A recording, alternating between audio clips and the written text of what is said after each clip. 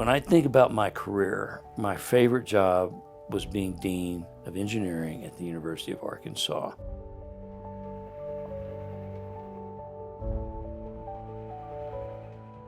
I still remember watching the national championship and Richard Nixon coming to the football game. Those are in my head. And so, sure, I didn't really know that I had other options maybe, because I did make pretty good grades in high school, but I really wouldn't have considered any other options. I always wanted to be a Razorback. And then the influence for me to pick engineering was Neil Armstrong. In my naivety, I kind of assumed all engineers worked for NASA. I really didn't know what engineers did. When I finished my electrical engineering degree in December of '80, the hot ticket item was engineering and MBA. And in fact, my college roommate, Keith Woodruff, he went the MBA route, and I really wanted to stay a little more technical. And I didn't think it was electrical engineering. Then I learned about the field of operations research. I took all the courses I could find. And that time they were all taught by a professor named Hamdi Taha. He said, "John, there's something going on. You need to think about getting a Ph.D. and being a professor." And that stuck with me.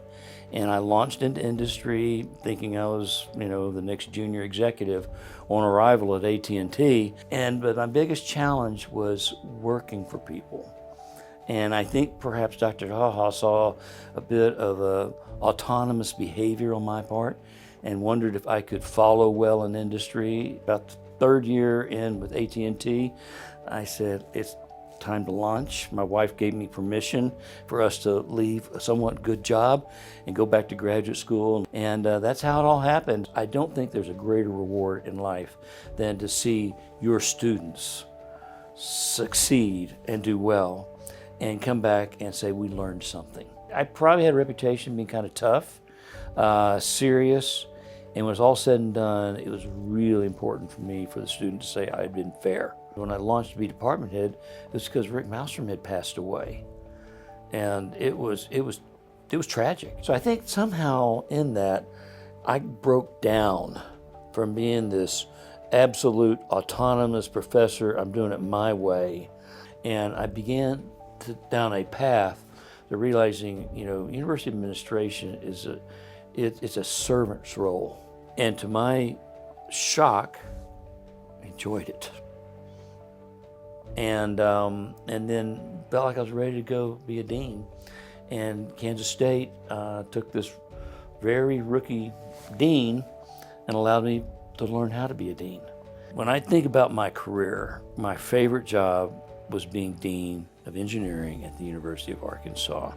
We really saw a lot of exciting things happen. We grew our programs, we grew in student body. There was one year we had 7 career awards hit.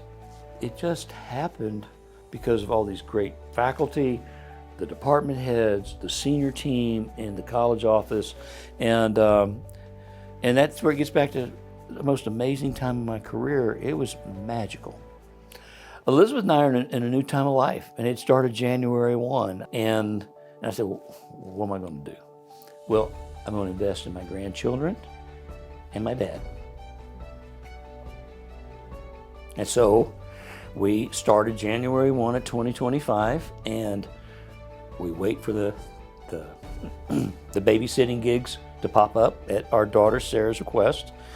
We're just enjoying immensely living in Olathe, 10 minutes away from Sarah and her husband Kelly and our 3 grandkids, Stella, Heath, and Grady. When I think about the future of the university, I've always contended that, it's the faculty are going to come and go. Administrators are going to come and go. Students, on the other hand, become alumni. Alumni are not going to come and go. And so it rides on our shoulders as alumni to take care of the University of Arkansas.